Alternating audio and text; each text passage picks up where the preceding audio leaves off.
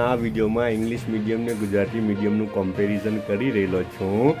અચ્છા, એમાં ઇંગ્લિશ મીડિયમનું જે કમ્પેરિઝન કરા ને ખાસ કરીને તે મારા ઘરના અનુભવથી કરવાનો છું. એટલે મારા ઘરવાળા શોપિંગમાં જાય અથવા તો નીચે શોપમાં આવે તો કઈ રીતથી એ લોકો શોપિંગ કરતા હોય છે અને કયા એંગલોને ધ્યાનમાં રાખે છે, તો તે મારા પોતાના ઘરવાળાઓને ધ્યાનમાં રાખીને હું તમને અનુભવ કહી રહેલો છું. આ બાજુ તો છે ને, આ તો કંઈ દૂધ ગરમ થઈ રહ્યું છે એ લોકોનું, બરાબર, 24 કલાક માટેનું. આ તો ચાય ઉભરાઈ રહેલી છે. અચ્છા, 5 રૂપિયાવાળા બિસ્કિટના પેકેટ. નાના ફોનથી વિડિયો કરીને જો મસ્તીનું ખાવાનું બનેલું છે, પણ નોનવેજ છે. એટલે કોઈ સ્કીપ કરવું હોય તો હે ને જી, બહુ મસ્ત છે. ત્યાં આવ્યું હું કઈ ચીપલું, ટામેટું, ફુદીનું, દાણા બધું ભેગું મૂકી દીધું છે. દાણા ને ફુદીનું તો એ માટે અલગ કરવાનું બી અઘરું પડે હે ને. પછી છે ને અદરક કાપેલું છે, ચિપ્સ બનાવેલી છે અદરકની, મરચાની ટુકડી, લેમન, ટોમેટો, એ બધું તો દેખાય. આમાં થોડું ઉપરથી છાંટેલું બી છે એ લોકોએ અદરકની ટુકડીઓ જોયું ને મરચું બી છાંટેલું તો હોય, કોણ જાણે શું છે ખબર, મટન નિહાળી. એવું ઝક્કાસ લાગે ને એવું ગજબનું લાગે. એને છે ને તંદૂરી રોટી હાટે હોય ને તો ઓર મજા આવે, પણ ચાલે ને સાદી રોટી હાટે બી હે ને.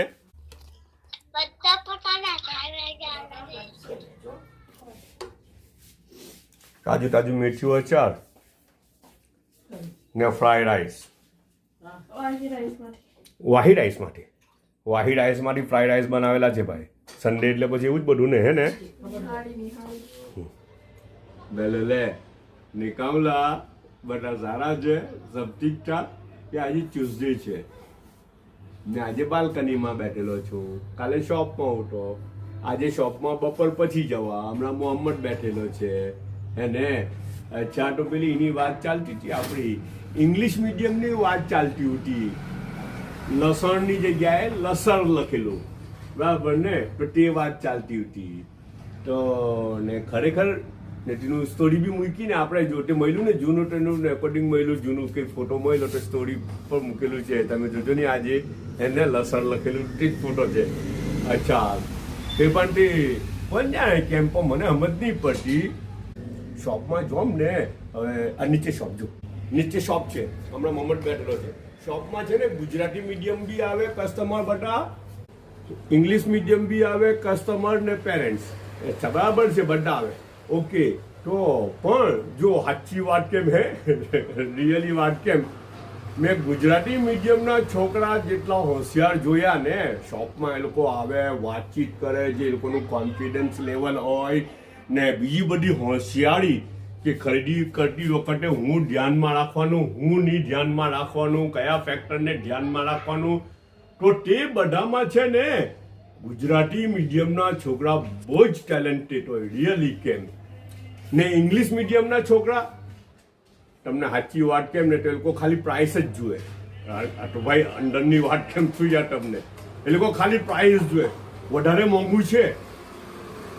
સાચું કેમ ઘરમાં બી એવું છે. એ લોકોને સબ્જી લેવા જાય ને, સબ્જી લેવા કઈ મોકલે ને, મારા મેડમજી કહ્યું અમુક સબ્જી લેવા મોકલે તો પેલું જોયેલું ને આપણે કઈ હું કઈ ટામેટા થેલીમાં નીચે હોય ને પછી ઉપર તરબૂચ મૂકે.